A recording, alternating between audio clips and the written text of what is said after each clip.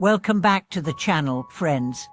It's always a blessing to share this space with you as we journey through life's deepest questions together.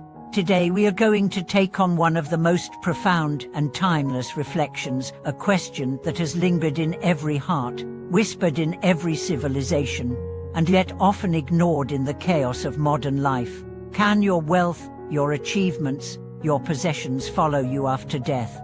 What remains when the body fades, when the heartbeat ceases, when all that you've accumulated is no longer yours? It's not a topic people like to talk about.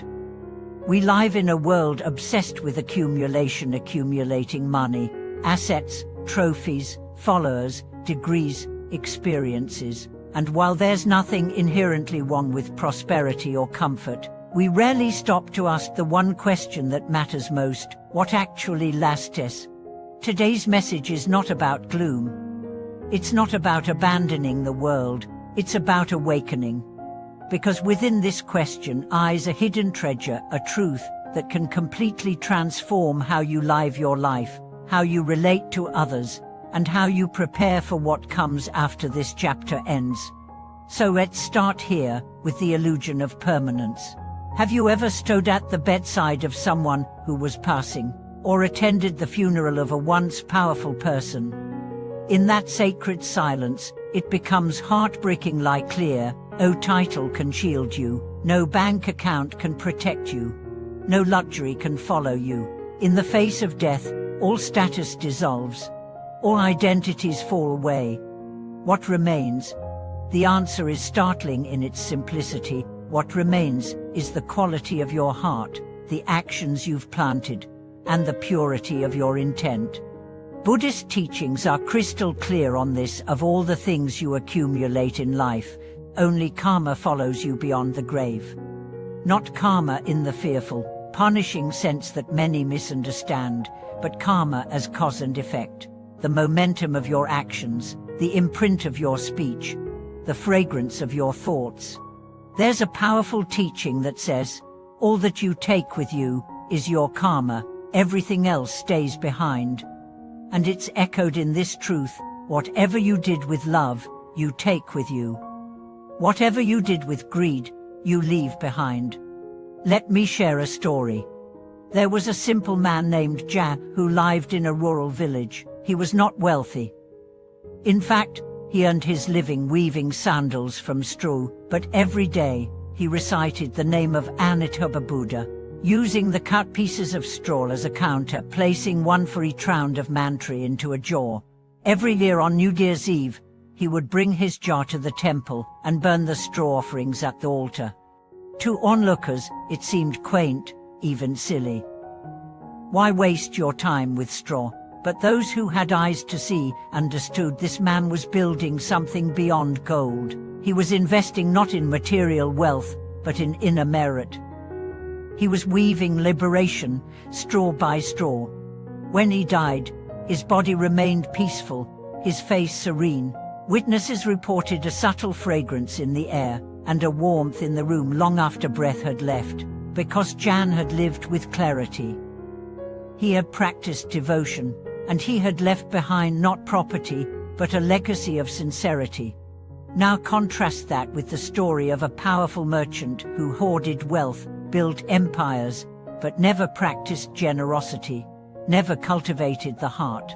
At his funeral, his riches were displayed in tribute, but the air was cold, the eyes of attendees distracted, and the legacy he left was one of fear and litigation. His wealth remained, but his spirit departed empty-handed. So ask yourself, what are you accumulating? Because here's the thing, no matter how high you climb, one day your name will be a memory. One day, your portrait will gather dust, and when that day comes, it won't be your mansion that greets you on the other side. It will be the weight of your deeds, the echo of your intentions, the sum total of your inner life. But here's the good news: this isn't a morbid message, it's a liberating one. Because it means you can start investing in the only currency that lasts, the wealth of virtue. In Buddhism, there are 3 priceless practices known as the 3 pure actions: chanting the name of the Buddha, performing acts of generosity, and cultivating compassion. These actions are not symbolic. They are energetic signatures. They purify the mind. They seed the future. They open the path to awakening. Let's explore these one by one. First, chanting the name of the Buddha. At first glance, this seems simple. Repeating Namo Amitabha or Namo Buddhaya may seem like rote words, but the power lies in the heart with which it is done. Every sincere recitation becomes a light in the darkness. Every mantra becomes a key that unlocks the boundless ocean of your own mind. The more you chant, the more the mind softens. The more it lets go, the more it remembers its true nature. It's not about religion. It's about resonance. It's about realignment. Second, generosity. Not just giving money, but giving presence, giving time, giving forgiveness, giving a smile. Every act of giving dissolves the illusion of separation. It says, I see you. It says, we are one. When you give, you expand. When you hoard, you shrink. And what you give, you carry. What you hoard, you lose. Third, compassion. This is the jewel of all virtues. Compassion is not pity. It's not sentimentality. It is the fierce, unwavering willingness to see suffering and not turn away. It is the strength to hold someone's pain without trying to fix it.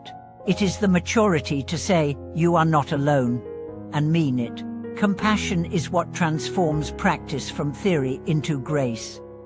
It is the bridge between you and the world. These three actions, chanting, giving, loving, are the only things that death cannot touch. They are your real wealth. They are your eternal insurance. They are your soul's passport. And here's the beautiful part: you can begin today. You can begin with one prayer, one act of kindness, one moment of empathy. You don't have to be a saint. You don't have to renounce everything.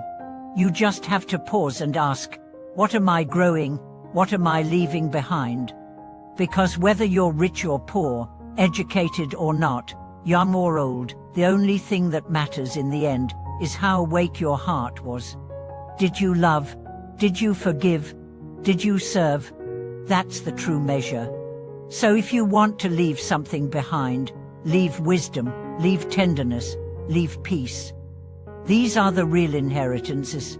These are the treasures your children will feel, even if they never read your will.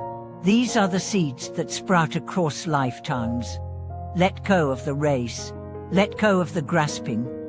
Let go of the fear that you haven't done enough.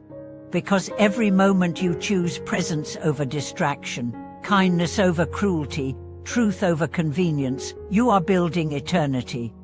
And one day, when your body returns to the earth, your light will remain in the lives you've touched, in the prayers you've spoken, in the stillness you cultivated.